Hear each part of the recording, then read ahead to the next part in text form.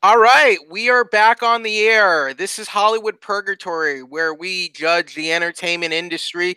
Sorry, Mhm. we've been off for a little bit. Life has just been crazy. For me.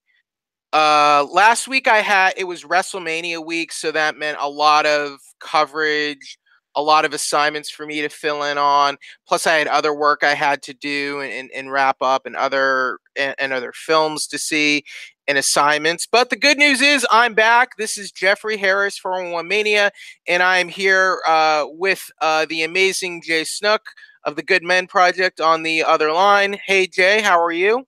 Doing all right. Not too All bad. A little right. tired, but Yeah, I'm sorry. Yeah, so once again, sorry about the extended break, but we are here. We are here to back.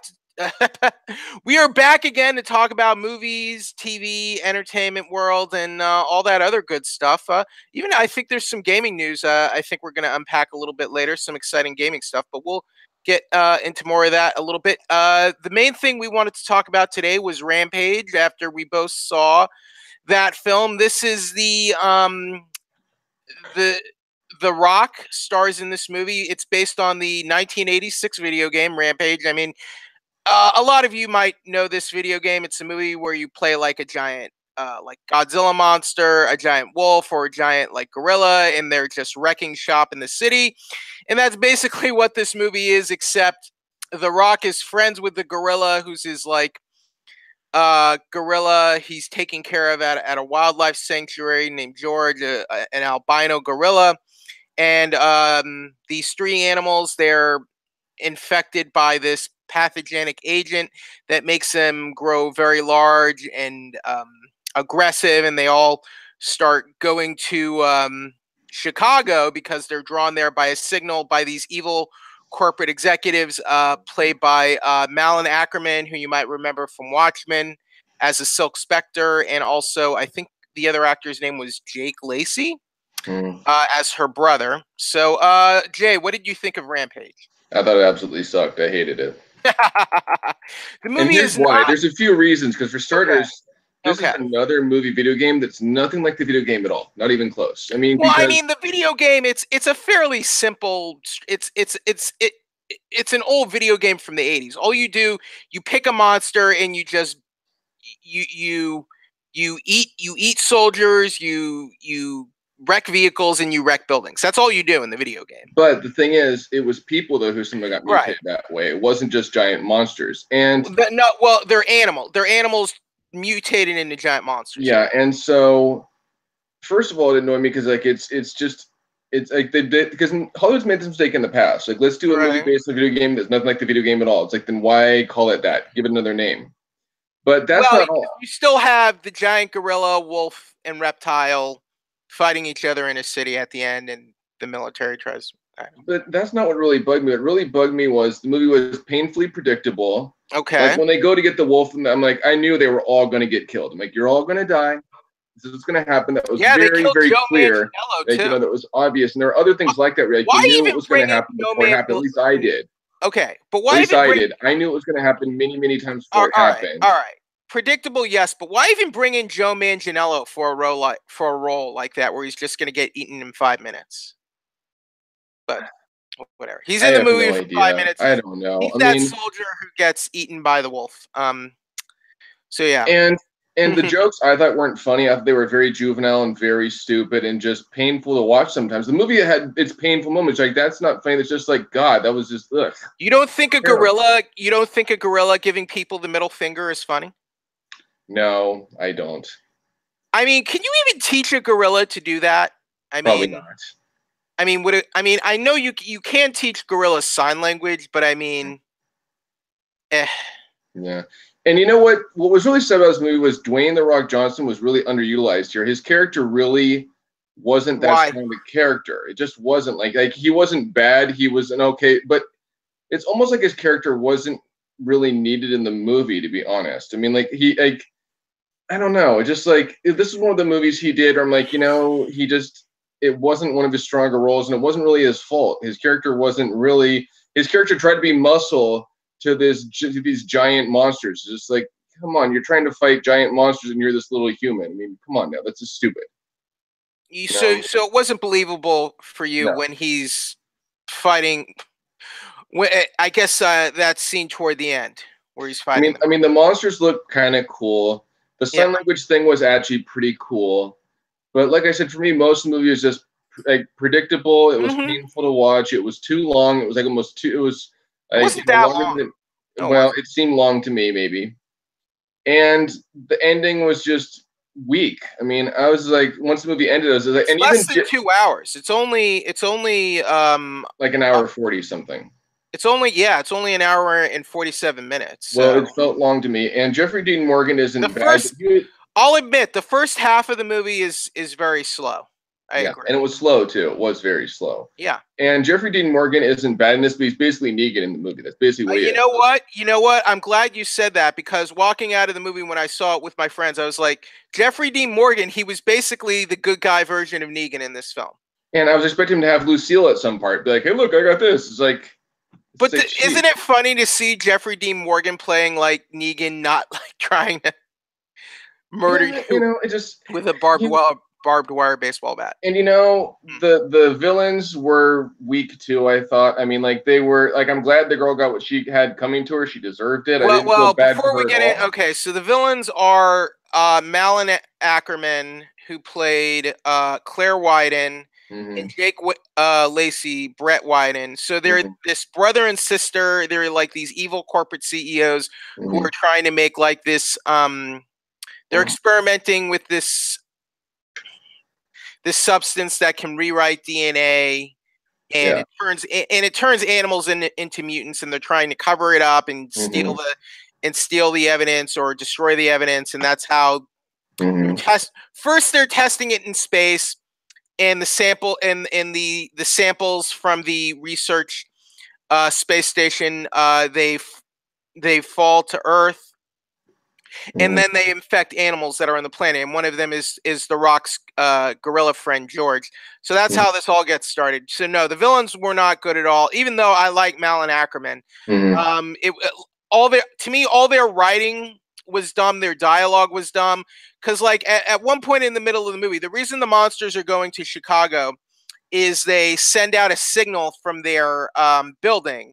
So like, let's send out a radar signal and all the monsters will come here and will steal their samples. Like, why would you do that? Is that not the stupidest thing ever? Like, it is. I mean, admit they weren't likable, but they were like, just there were things they did. You're like, God, just it's not just that they were unlikable. They were dumber than a fence. Well, the girl was just like, I think I called her a bitch a few times watching this, because she was just totally just evil. Well, I mean, look, it's not about acting like that. To me, it's just like nothing they did made any sense. Even if they're, I absolutely agree. Like, why would you want giant monsters to come to your building? I don't know. Relentlessly, when in destroying everything. That doesn't make any sense, does it? Oh, it doesn't. It doesn't. This movie though made very little sense to me though. Just I will say though, I found parts of it entertaining. When the monsters finally get together and they're fighting and destroying everything in sight, I found those scenes generally entertaining. I like The Rock. I thought Naomi Harris, I think she's a very good actress.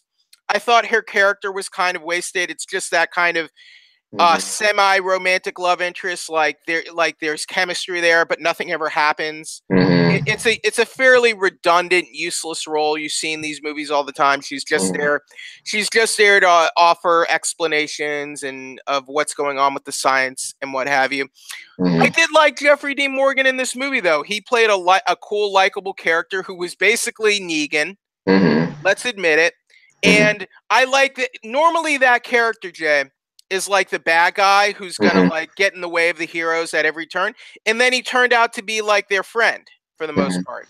What's kind of weird about his character though is in the trailer he looks like he's going to be a bad guy, but he's not. So it's kind of interesting that, like, they market him wrong. Right.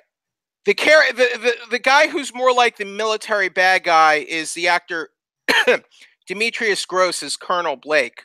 He turned out to be that type of character rather than Jeffrey Dean Morgan. So I got to be honest, I like that Jeffrey Dean Morgan did not turn out to be that kind of character in the movie.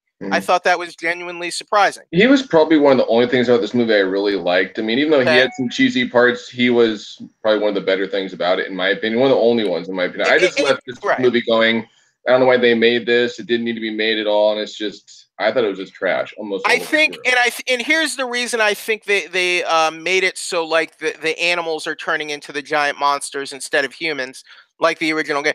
I think they wanted to just make it more of like what like corporate irresponsibility and abusing and harming animals, and because The Rock's character used to be this special forces agent who used to be in an anti-poaching unit, and he's really close to animals. He's like close, like they keep saying in the movie, he's closer to animals than he is to humans. So I think they wanted to kind of play up that idea how of the terrible things like mankind does to animals and whatnot. And I think more of an environmental conservationist message more so than just like humans turning into animals. But I don't get what I mean. If it was me making a Rampage movie, I wouldn't have made that change. You know, I would have kept it as the humans turning into the monsters because they're mutants, and like you know, they even say like the pathogen they developed has mixes of like other animal things in there, which is why they have all these random abilities and whatnot. But I wouldn't have made a Rampage movie at all, just because video game movies are not good.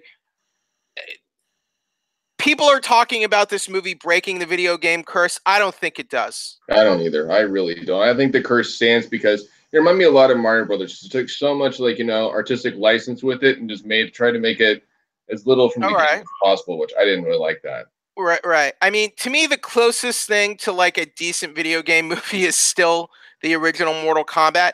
Not that the Mortal Kombat film is great. I just think like, can I watch it over the weekend and have fun with it? Yeah, that kind of thing. But it's not a great film like say The Avengers is a great comic book movie. I've heard people say that there was one Silent Hill movie that was really close to the series. I don't remember which one, but it was one of the first ones. There are two Silent Hill movies, so I think people are referring to the first one. Probably. I don't think it's a good movie, to be honest with you. I don't remember if I saw it, to be honest. People were saying that because it was like Christopher Gans and he directed Brotherhood of the Wolf, which had a sort of a minute of popularity, and I don't even know what that guy's doing these days. So that was Rampage.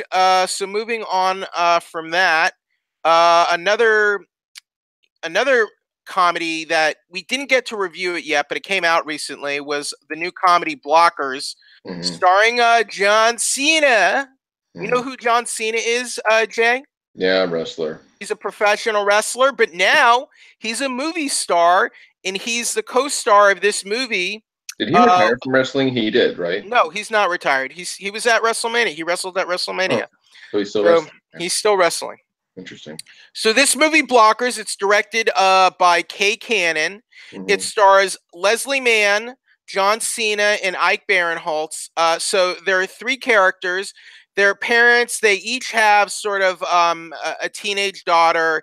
They're going to their high school prom. And then these three parents discover that their daughters have gone into this sex pact to lose their virginities on prom night. So then they come up with the idea, we don't want our daughters doing this on prom night, so we're going to follow them and stop them from having sex with their dates and stop their sex pact. This movie has been getting great reviews, Jay, but what do you think? You know, my problem with this movie, and the reason I haven't seen it, is because it's marketed. It looks so bad in the trailers. It just like I've watched the trailers a few times, the red band and the green band, and they're just painful. The jokes are so out there. It looks like it's trying way too hard to be funny. And so you haven't seen it yet? No, and I'm in no rush but here's the weird thing though about this. So. Yeah. You know, like I thought it was going to bomb horribly because it looks so bad in the trailers, but I am having people tell me it's actually good. So it's not good. Weird. I'm going to tell you this movie is not good, and I think I know why. I think I know why, but I think this movie should have been about the three teenage daughters instead of the parents. Okay. Because I think then it could have been more like, remember Superbad?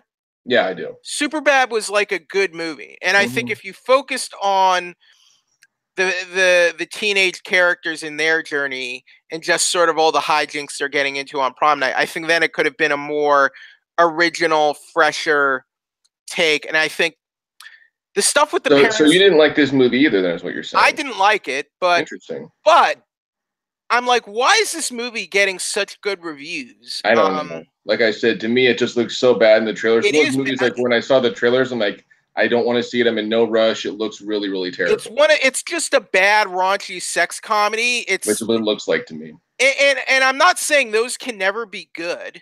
Mhm. They can be good. It's just not. It's not very funny. But Like what isn't funny to me is in the trailer they have in the red band they have where they do the beer pong through their butthole. I don't get that. That's just weird. it's a chug. It's not beer pong. It's chug. Well, chug, but it's still The weird. You're idea like, is why would you that go there? okay. That's disgusting. That's that whole scene, and that scene isn't funny, by the way. They're just like they're trying to trick these old guys trying to come into their party, Mm, and then they trick John Cena into chugging the beer through his butt. yeah. And then apparently, like you can get drunk if you chug through your butt, and then he's just suddenly not drunk 5 minutes later. It's weird. It's, mm, Nothing about it makes sense. It's not a no, good. it It's not a doesn't. good movie. Yeah. Also, very predictable.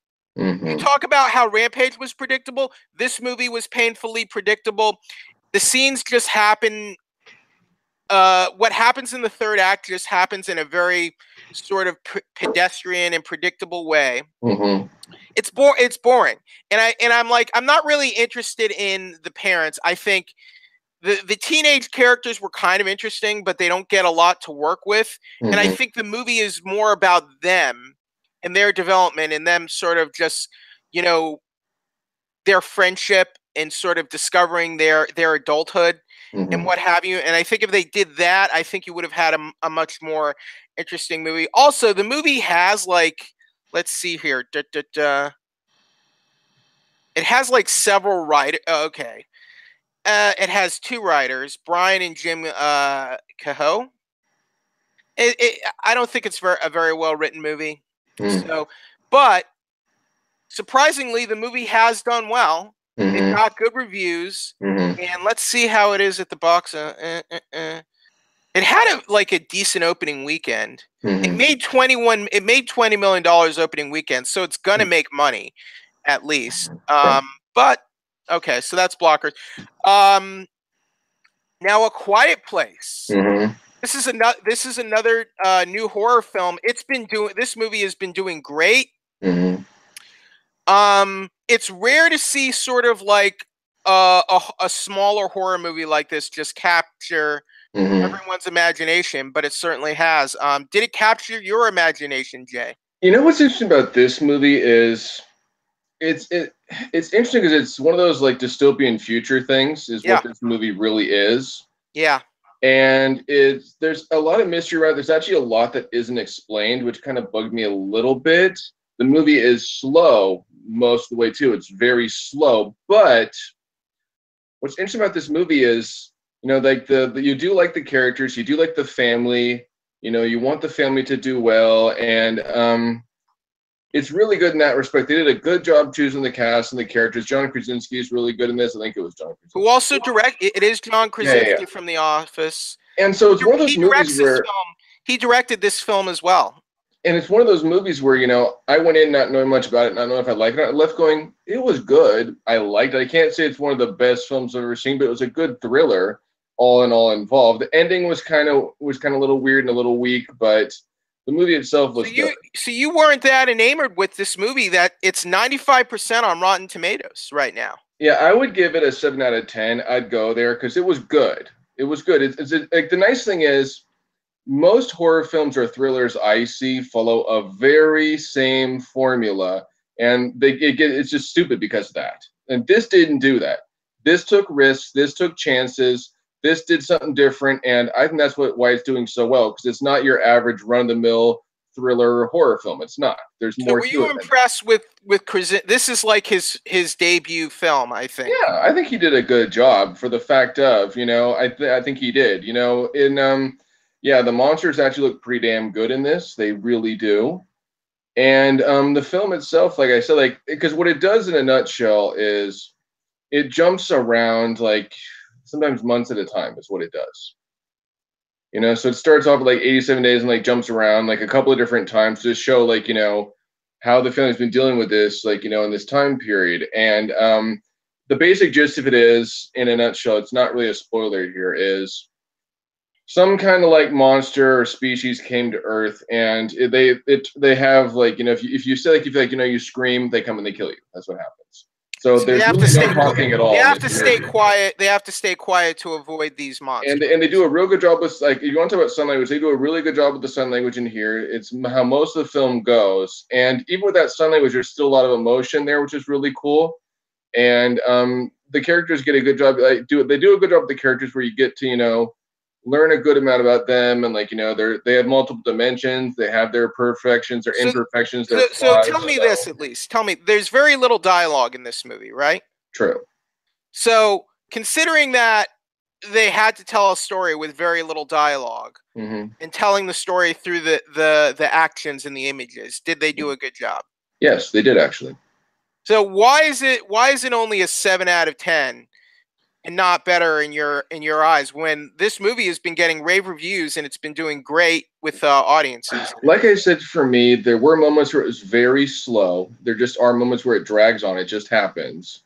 Okay. And to me, the ending was okay, but kind of not as strong as it should be. And it was a little predictable, the ending. Not immensely, but a little bit. So that's why I give it a 7 out of 10. I might go to 7.5, but that's as high I go, because I've seen better horrors and thrillers. But as far as thrillers and horrors go, this is one of the better ones I've seen this year, at least so far. Tell me about Emily Blunt's performance and how you liked her performance. She did a pretty good job, actually. She was a good fit for this because, again, at one point she's pregnant, so they have to somehow deal with that, you know, while they're, you know, not supposed to make hardly any noise at all.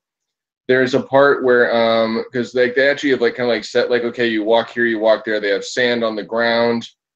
And there's a part where she steps on a nail, which was kind of interesting. There were parts like, oh crap, that's going to be really bad, you know. So there were parts like that that were really interesting. And yeah, I think she did a good job in this. I mean, I liked her a bit better in Edge of Tomorrow, to be honest, but she was good in this. Well, this is not Edge of Tomorrow. And I know it's not. I know it's not. Much My point much is, different type of movie for her.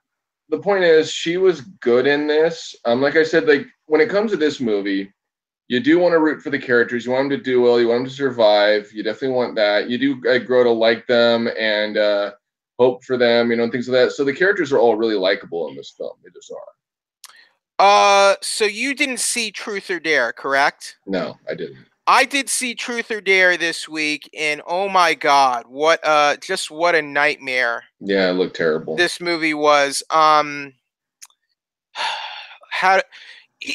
you know, the producer, Jason Blum of, you know, Blumhouse Productions. Yes. Who, I mean, he produces Get Out. Mm-hmm. But then he also produces the Gem and the Holograms movies. So you see, didn't he also do a Friend Request, or was that someone else? I don't. I thought that was Blumhouse. Am I wrong? That might have been him. Yeah.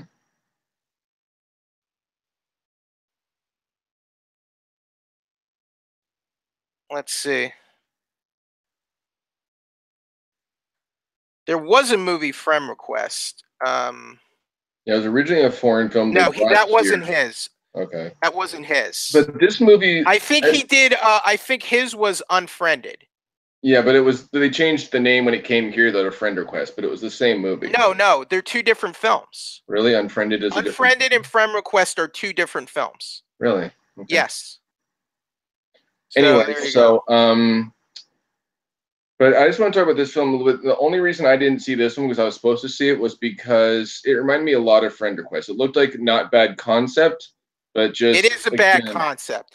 Basically, here's the concept here.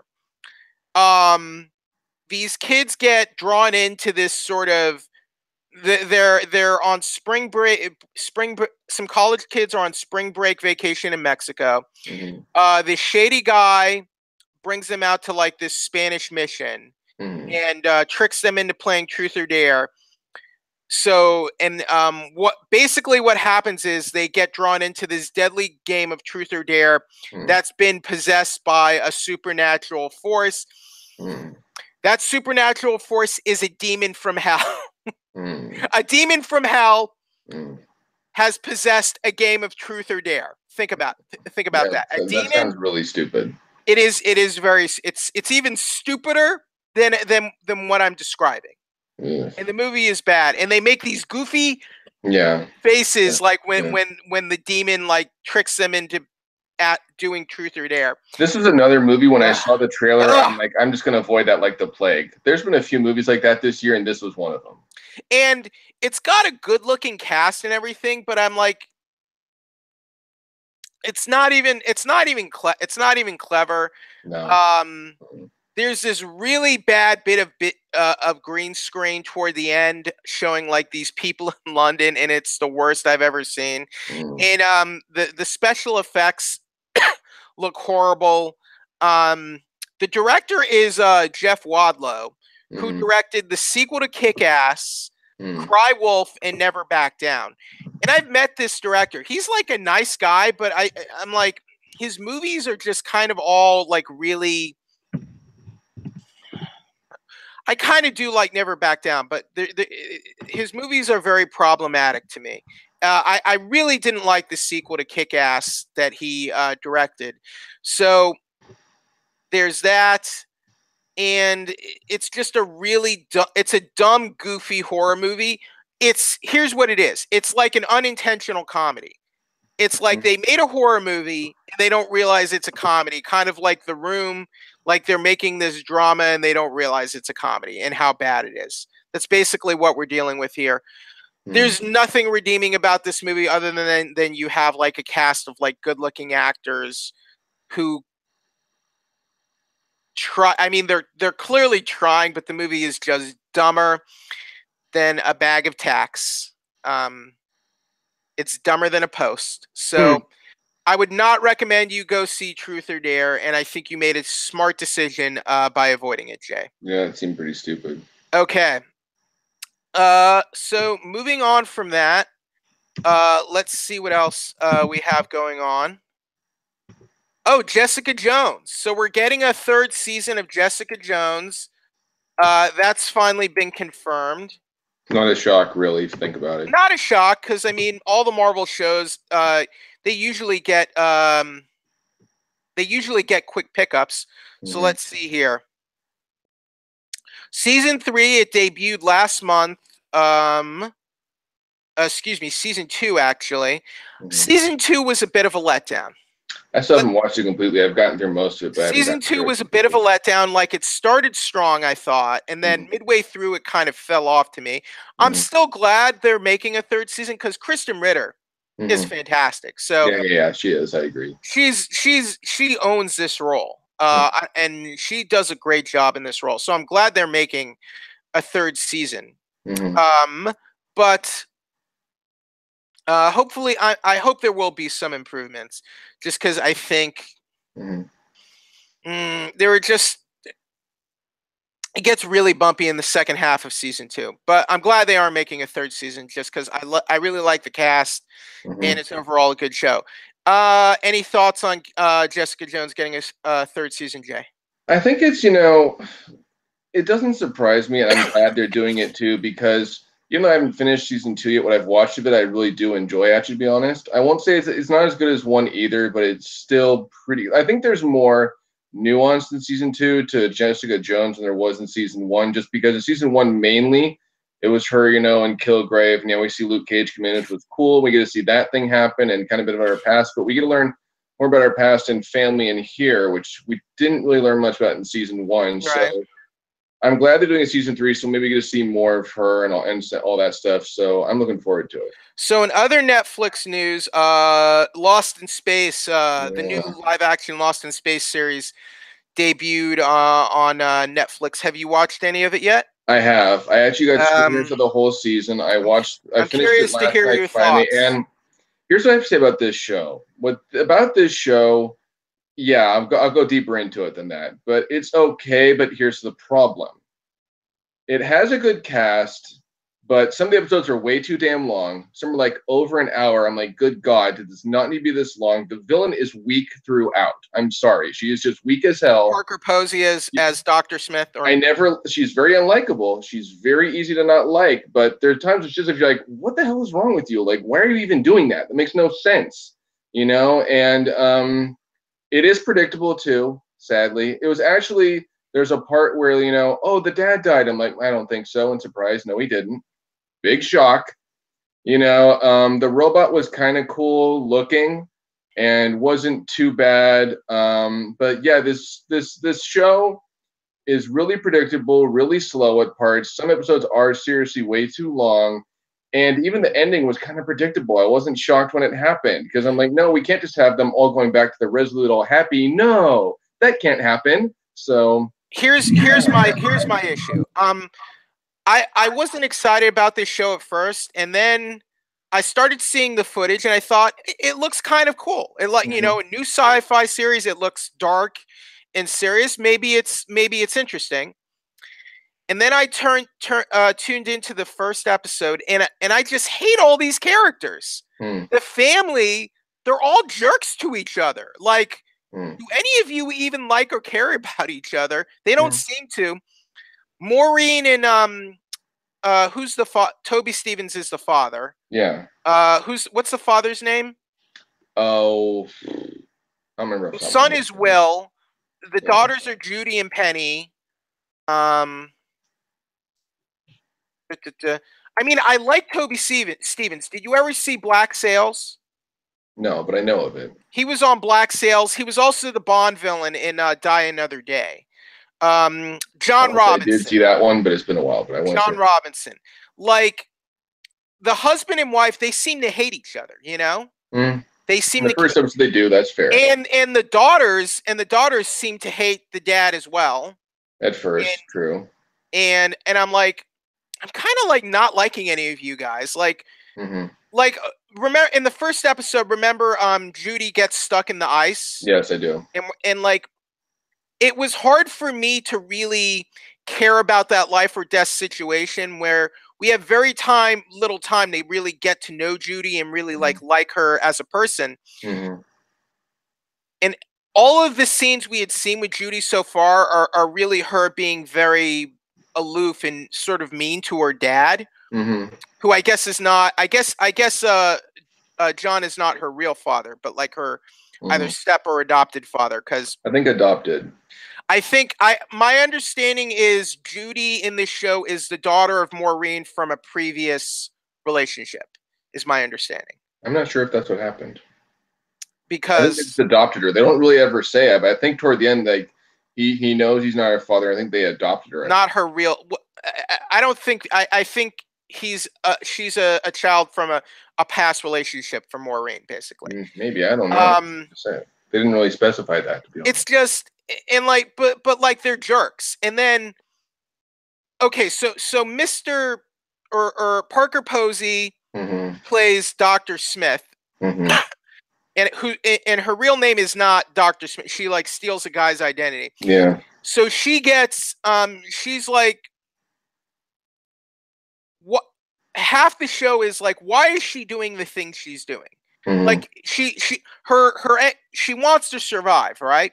So why is she constantly doing things that like will screw up that goal? That's what you agree with that, right? I do, yes. So, and then, what did you think of the kid? Well, I actually really liked him. Like, here's what I'll say about the characters, because we're on different pages with the characters. Okay. They start off kind of jerks to each other, but as the show progresses, they do actually kind of grow and develop, and their bonds become stronger. They even start liking their dad toward the end. They actually start loving their dad again toward the end. And I mean, I get like their dad was like a Marine and maybe not at home much, but like so as the like show they're in a bad like they're there together. They can't live on Earth anymore because something terrible has happened to the Earth, like a meteor or something. Some sort of celestial object has sort of made Earth uninhabitable. Yeah. So I mean, like, why are you still hanging on to all that? Like like, first of all, he was a Marine, and he's fighting to protect to protect you overseas. Mm-hmm. I can understand that's difficult, but like, have some respect. He's not a bad guy. He's not a deadbeat. Have some respect for your dad, okay? He's fighting. He's fighting to keep you safe. So you ungrateful. But like I said, at the end, they actually kind of by the end they are actually kind of a real family. By the end, the beginning they're not, but in the end they are. So I like how they grew and developed over time. They were good. So like, and here's what I don't get: like this whole colonization program, like you have to pass test scores and stuff like that to get on a colony mission. So like the son, there's this whole thing with the son. They had to forge his test results so he could go on the mission with. Well, no, someone helped push him through. We don't know who, but someone did. Yeah. They illegally forged his test results because he failed. So I'm like, that doesn't make any sense. Like, why would you separate a family like that? And also, if you pick if you're gonna separate a family, like what happens to the kid? Like what like that doesn't make any sense. None of that whole sort of like lottery kind of, or maybe not lottery, that kind of colonization system made any sense to me, because it wouldn't make sense to separate like a nuclear or family like that. Or, you know what really didn't make sense to me, and it's toward the end, because we see at the beginning the Resolute gets pretty much blown to freaking pieces. There's a one point on the planet they're on, which we never get the name of, by the way. We see a part of the Resolute on it.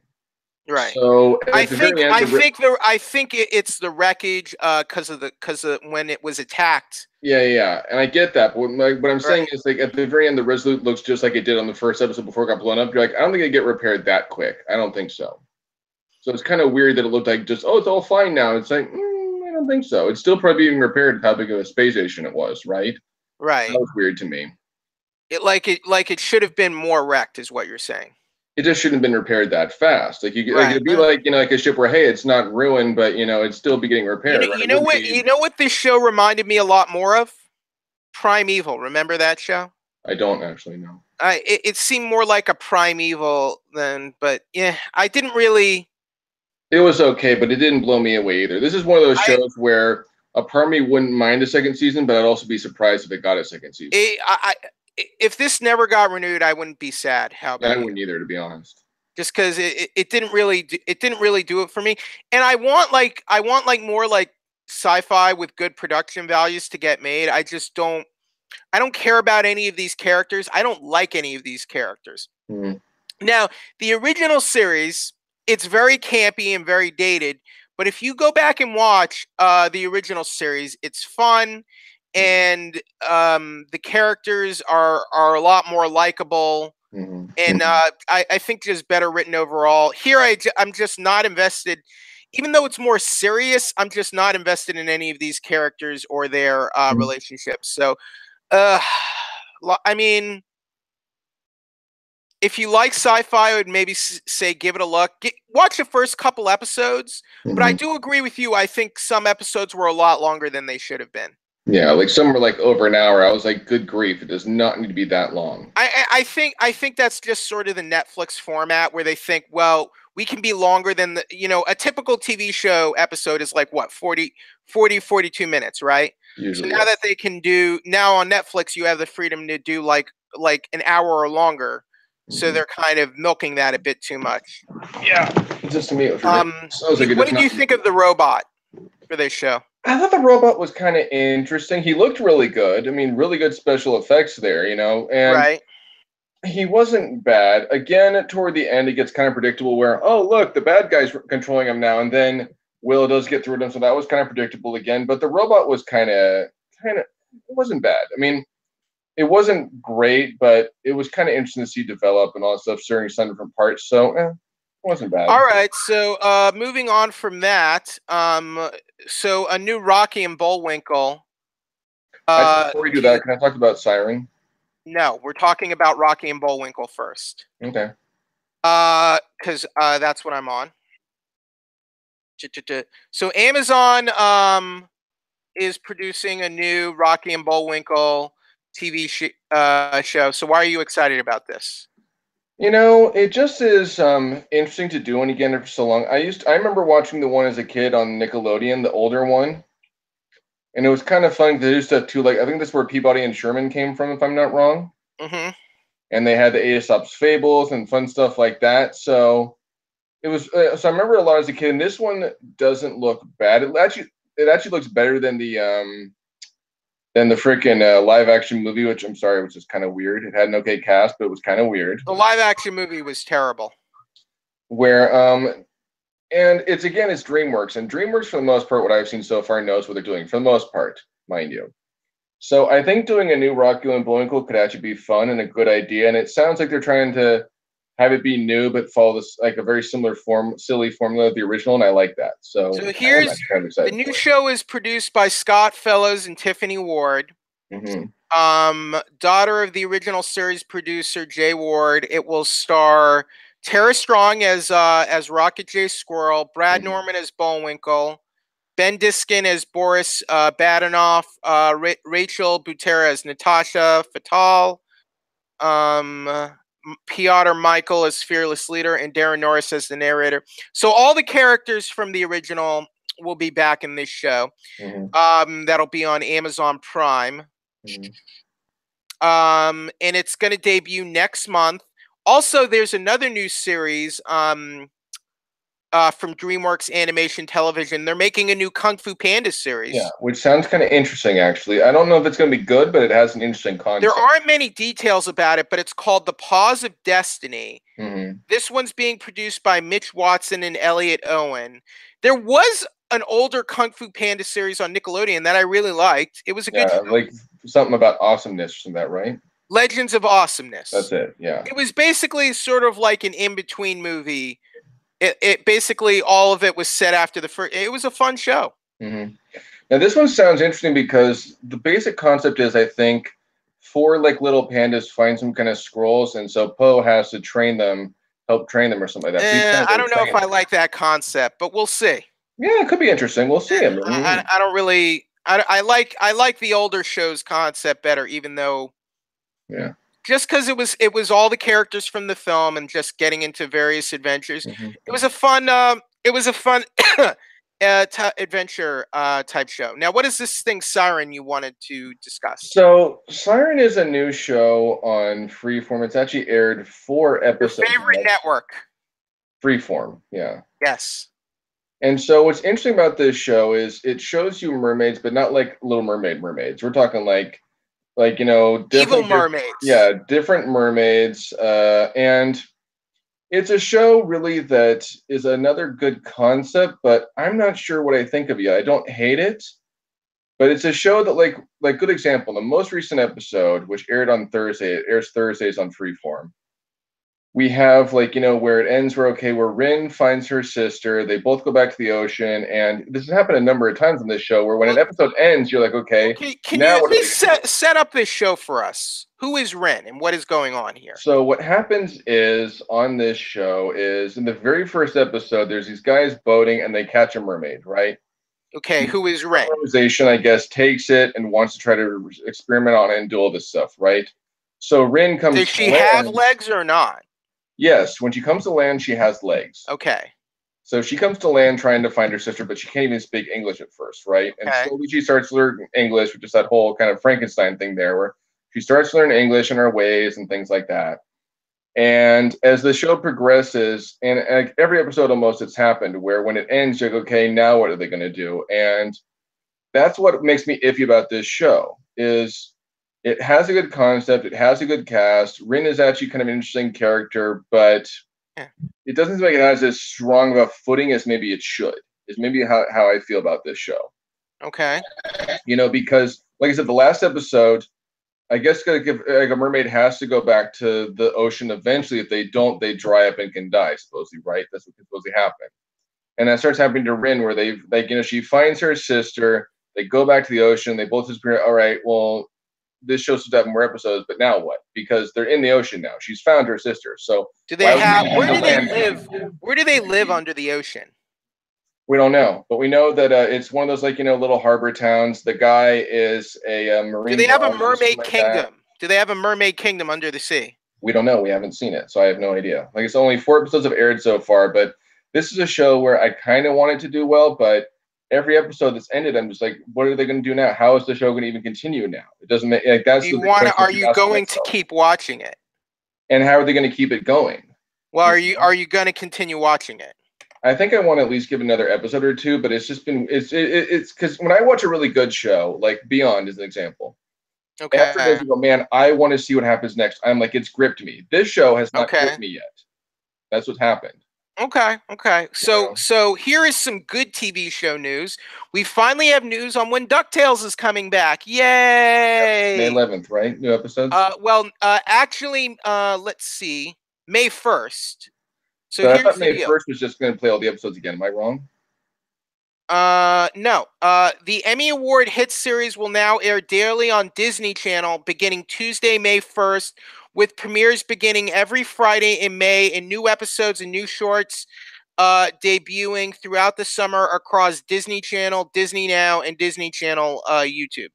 Isn't it on Disney XD though? Or am I wrong? It's originally on Disney XD, but now it's moving to Disney Channel, basically. Really interesting. Yeah, so that's the big news. So that starts on May 1st. On May 11th, we will be getting a new episode featuring Lin-Manuel Miranda, an Yeah, he's doing award-winning, Gizmo Duck slash the Vanderquack yeah, guy, right? as Gizmo Fenton Crackshell Cabrera, Fenton Crackshell from the original show.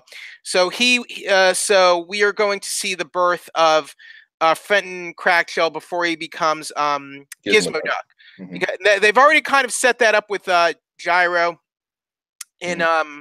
in the Gizmo Duck suit a little bit earlier in the season. So I feel like we've been waiting a while for new episodes. So I'm glad we're just a couple weeks away from getting some new I want episodes. to the last episode in either November or December. It's been a while. It's been Yeah. a while. It feels like Disney's been holding them back. So I'm very happy about this. You really like this show, right, Jay? So you're happy with I like the show. I just kind of want to see more adventure and less family because that's what made the original show so good. It was all the adventures. They wanted just all this family stuff, you know? Well, I mean, we haven't gotten very many episodes either, so we haven't had much time to really let them do all those things, I think. True.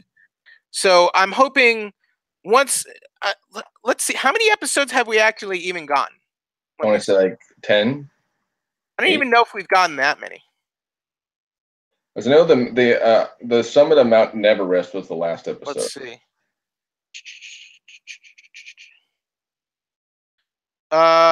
So we've only gotten 9 episodes. Okay. So you were so just under 10 episodes. Mm-hmm. I feel like this show hasn't really gotten going, you know? Mm-hmm. I feel like it hasn't really I think it's good, but it hasn't hit its stride yet. But we haven't really I don't think we've gotten quite enough of it to really decide. That's true. That's true. Now another show that I want to talk about that I'm really excited for and I like so far is Alex Inc. I really like that show. What is it called? Alex Inc. Alex Inc. Yeah, it's Zach Braff. It's on ABC. The basic gist of this show is Zach Braff is back on TV. Yeah, the basic gist is he works for this one job. He can't stand it because he's not getting to tell any stories he wants to. So he quits out of nowhere and starts his own podcast company. Oh, wow. And so far it's been just like us. And so far it's been a great show because, you know, the character's really likable. I'm a huge Zach Braff fan. I loved him on Scrubs. So, you know, I'm glad to see him on TV again. And he's another likable character. He's a character where, you know, you want to see it be a success. You like that he's taking this chance. And, you know, you just want to see him like, you know, he grows, he learns lessons, and, you know, he's doing his best to make this company a success. So I really like it so far. It's like 3-4 episodes so far, but it's really Guess who plays his wife? Tia Sircar, who was the voice of Sabine on Star Wars Rebels. Oh, nice. That's really cool. I didn't know that. Isn't that cool? Yeah. So yeah, I really like this show so far. So he starts his own podcast. Is he podcasting himself, or is he just like producing them? So far, the first episode is going to be basically about his family, so he is doing it himself so far. So where did he work beforehand? It was like some kind of news outlet or something like that. But he was telling, like, you know, he either wasn't getting to tell the stories he wanted to at all, like the happy, uplifting stories, or had to be depressing stories or something like that. So he just got sick and tired of, like, you know, kind of being contained. He's like, you can't do this, you have to do this. And he's like, I can't stand it anymore. Were you a big fan of Zach Braff on Scrubs? Yes, I was. I actually love that show. I have every season, and his character, JD, was probably one of the most relatable characters on the show I've seen in a long time. So how do you think he's doing so far in this series? I think he's doing good, and this show is kind of good because he is kind of the main character, but he also he learns and grows from the most unlikely people sometimes, which is really kind of cool, which was similar to Scrubs, but it's a more modern concept, this show, it just is. And it really is like, a man going, hey, I want to take a chance on my own destiny and just really try to do something, new and exciting, and you can tell he loves it so far, so I really like it so far. I think it's a great show. I highly recommend Is it. it better than the revival of Roseanne, which you were very I feel like this is a bit better, and we will get into Roseanne next, but I like this better just because his character is just so likable, and you want to see him succeed, and you want to see him do well, and you want to see this company work out, and like anyone, he has his doubts and his fears, which totally makes sense. So I do like it a bit better than Roseanne, but we'll get into Roseanne. Okay. Well, let's get into Roseanne. I mean, the revival is doing very well. It's getting viewers from Middle America and with this show, and that crowd. So it started bumpy with the first episode, but I am starting to like it more. It's getting funnier. It's getting better. I just watched actually the most recent episode today of where Becky, it's called Eggs Over But Not Easy. Mm-hmm. And it was actually a good episode. They did a good job. It focused more on, Becky, and you guys see Roseanne, and it's like kind of like it was just a smaller family. You didn't see the kids in this episode, but yeah, I liked it. Becky went through some stuff, and Darlene was like, so it's funnier. The show is getting funnier. I'll say that. With these last two episodes I've watched, the show, I laugh more. I find it a better show. It's kind of gotten back in this groove of how the original show was, where the first two episodes tried to introduce everybody and all this stuff and do too much, where these episodes like, hey, just focus on like, what kind of made the original great. So I like the show now. I'm starting to like the show more because I'm laughing more. I'm liking the characters more. I'm liking the stories more. So yeah, so it is starting to grow on me. That's for sure. All right. So moving on from the dreaded return of Roseanne. I want to talk about some movie trailers. So one trailer that got a lot of buzz in the last week was The Meg.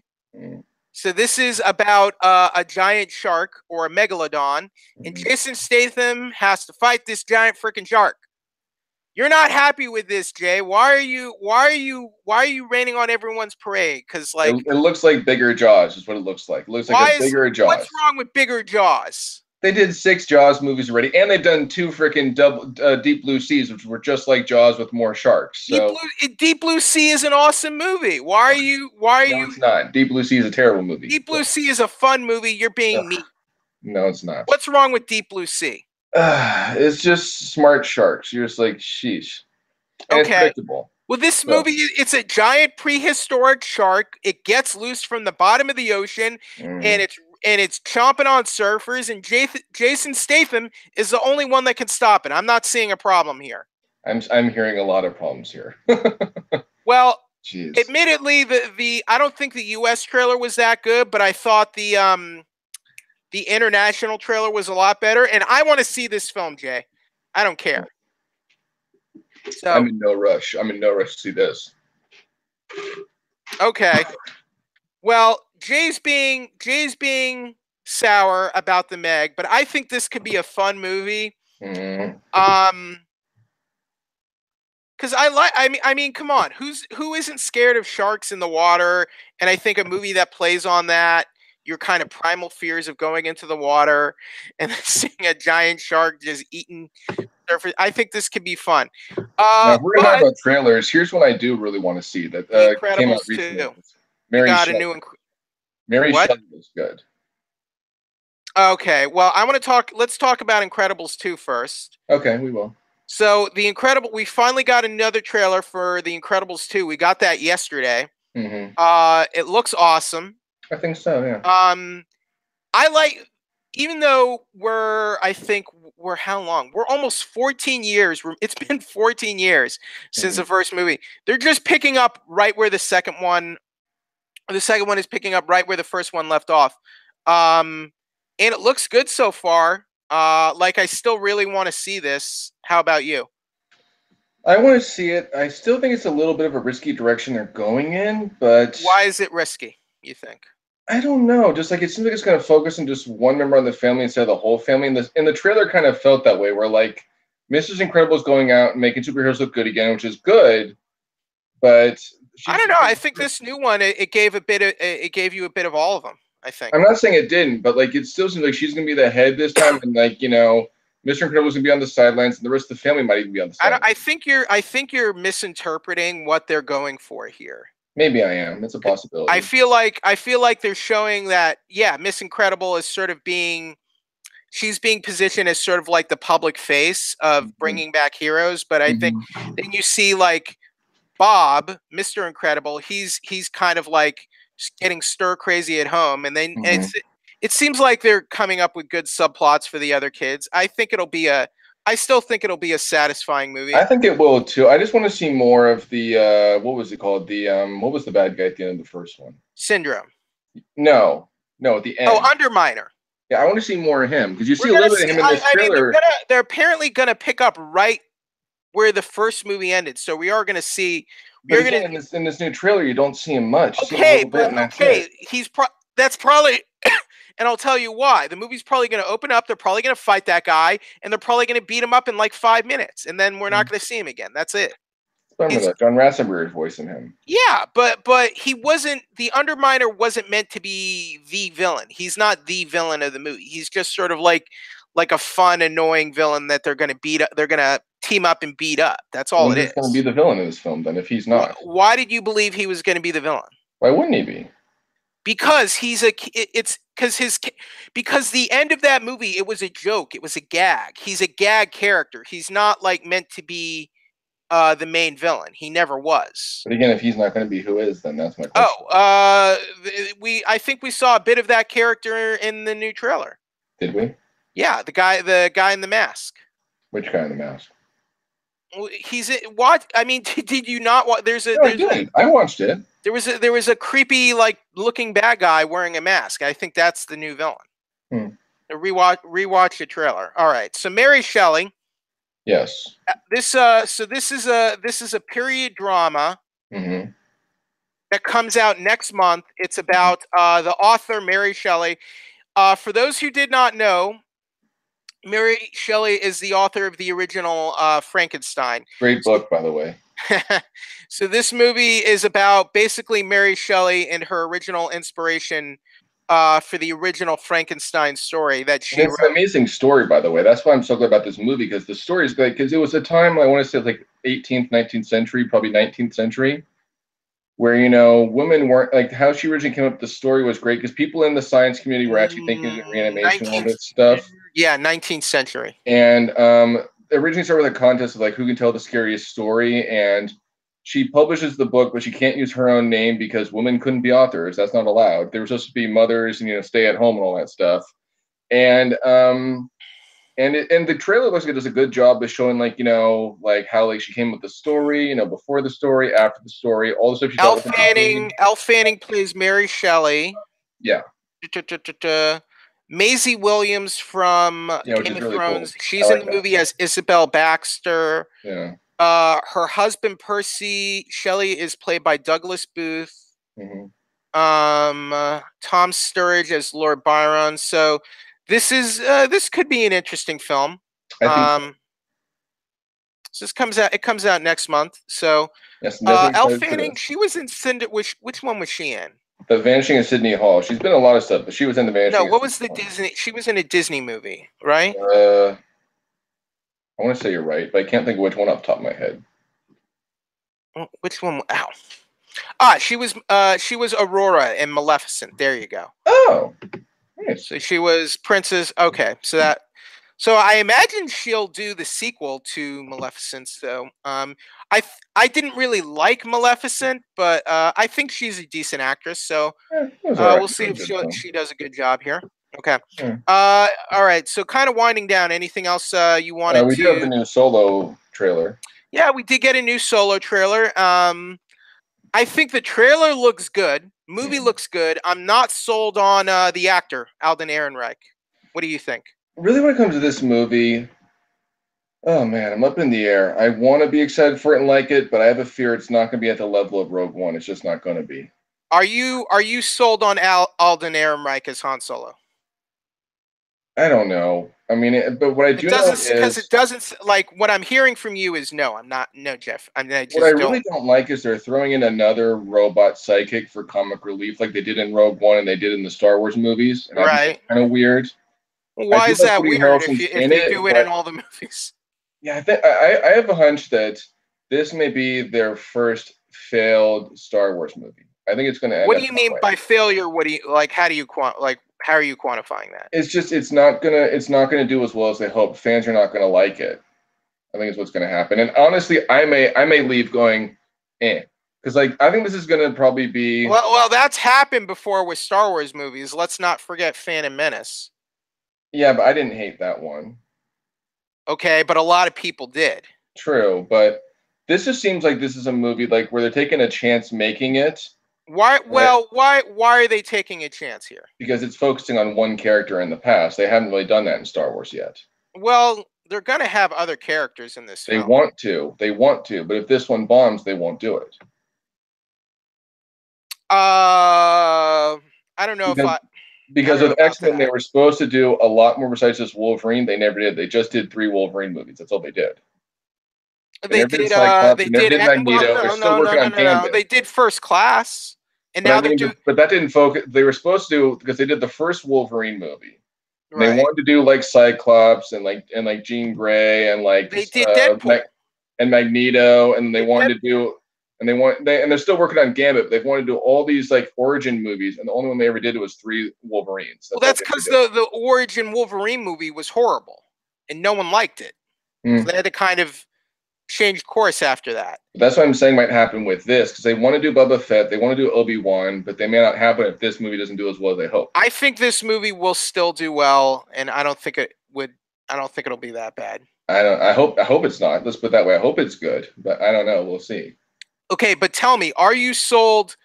Are you sold on Alden Ehrenreich as young Han Solo or not? No. Okay, so because it's the attitude, right? You don't think he kind of has the attitude and the No. swagger now? Now I will say the guy who's the young Lando is great. Donald Glover. Yeah, he's great.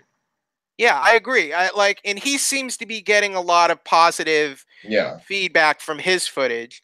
And Mhm. we did get a bit more of him, of Donald Glover, in Mhm. this latest trailer. So, And Woody and Harrelson he's, too. I like Woody Harrelson's in it, but I think Woody Harrelson may be one of the better things about it. Him and Donald Glover are probably the better things about yeah, this but I'm film. just not, again, all of that, that's the thing. Like, everything about the trailer looks great to me, Mm-hmm.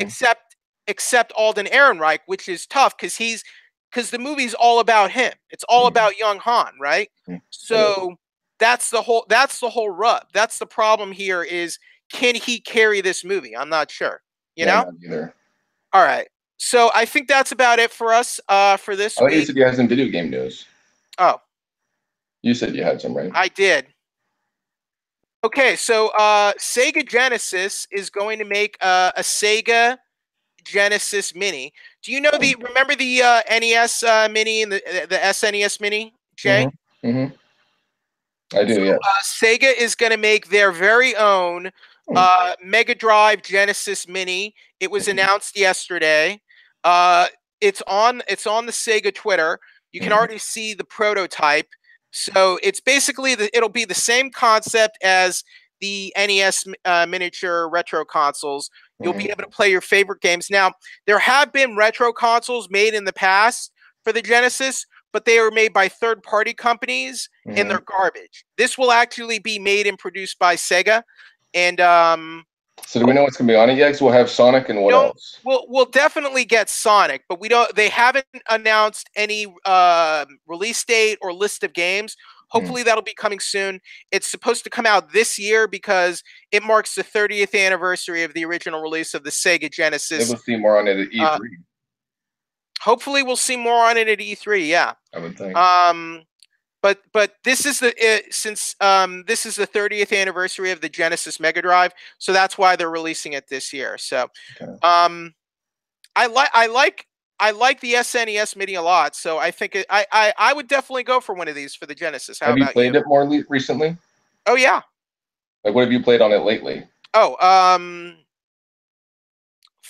Final Fantasy Have you played the Star Fox 2 yet? Secret of Mana, man. Secret of Mana. Have you played the Star Fox 2 yet? Oh yeah. How is it? I love Star Fox 2, and I love the original Star Fox. Okay.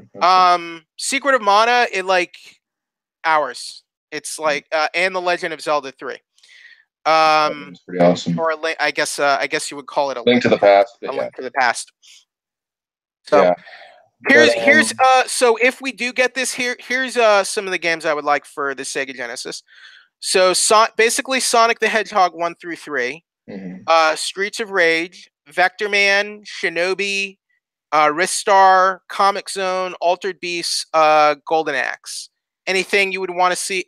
Any classic Genesis games you would want on there? Shinobi being really hard. I thought I tried to play it and I couldn't get that far. Shinobi. And to be fair, Altered Beast was the exact same way. I couldn't get past the boss in the second level. Yeah. But it would be fun to see that one because that was an interesting concept game. It was. And I don't even remember if its story was that strong. Right. Because weren't you like brought back from the dead and then you start, like you eat more of those orbs, you become more big until you become a monster, right? That's what it was, right? Right. Yeah, but I think so. Yeah, that's interesting. What else did Sega have besides those games? They had Ninja Turtle games, right? Didn't they? In Mortal Kombat. Yeah, but you would want games that were like only on the Genesis. Yeah. I'm just trying to think what there was besides those. I mean, of course. Let's see. Maybe Castlevania Bloodlines. Not Earth. No, that one. Oh, maybe Kid Chameleon. Rocket Knight Adventures. I don't recognize all these games, but I didn't play Sega. Alien Soldier. Yeah. I don't recognize most of these games. Teenage Mutant Ninja Turtles, Hyperstone Heist. I remember that one. That was kind of an odd game. But I remember it though. The Golden Axe games. Oh, Echo the Dolphin for sure. That was interesting. The Echo games were very interesting and unique for their time, I believe. How many did they do? They did. I think there were at least 3 Echo games. So Echo would probably make sense. So yeah, definitely the Echo games. Yeah. I think there were a couple Power Ranger games that were unique to the Sega Genesis. I think would be good. Oh, Gunstar Heroes for sure. Yeah. But you know, you definitely want the original 3 Sonic the Hedgehog games. Maybe Sonic Spinball, like the Sonic Pinball game. Maybe that. I mean, I would ideally want Streets of Rage 1 through 3 because those were like classic Genesis beat 'em ups. You know, remember what Streets of Rage was about. It's just like it's basically Final Fight on the Sega Genesis. That's all it basically is. Maybe I did play that because Let's see. But I think considering that Nintendo did a good job, if Sega does a good job with this, I think it'll be a good idea. Sega did their Genesis, and they didn't really do much after the Genesis, did they? Well, they had the Saturn and the Dreamcast, and then they stopped. But those both didn't do that well, right? Right, and then they stopped making consoles altogether. Did they do the Jaguar 64? No, that Jaguar. The Jaguar was Atari. That was an Atari. Because that was way ahead of its time. I remember that. It was 64 and it bombed. I mean, they did like 64 bits before everyone else, so I guess, but it was. They have a handheld cartridge system ever, Sega? Did they ever have one? Yeah, they had the Game Gear and the Nomad. But those didn't catch on that well either. Yeah, the Game Gear did very well. The Nomad didn't catch on. Okay. Okay, so in last bit of video game news, Kotaku's Jason Schreier reported that 2K Games is developing a new BioShock. So if you're a fan of the BioShock series, 2K Games has a new one in the works. Do you like the BioShock games? I know of it, but I've never played it. You've never played? All right. Well, it's a popular game series, so 2K is developing on another one. It's going to be a new studio.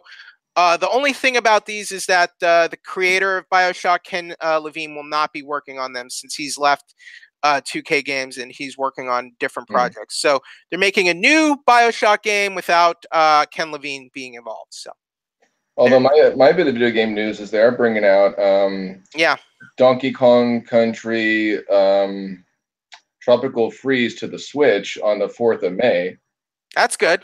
I'm looking forward to that because I liked I've only played Donkey Kong Country 1, 2, 3, and Donkey Kong 64, but I loved all those games. All those I games love were absolutely all the fun. Donkey Kong. I love the Donkey Kong. So Tropical Freeze, I really hope I get a review copy of because I love the series. The games have been amazing. The original three are my favorite, even though they're very hard.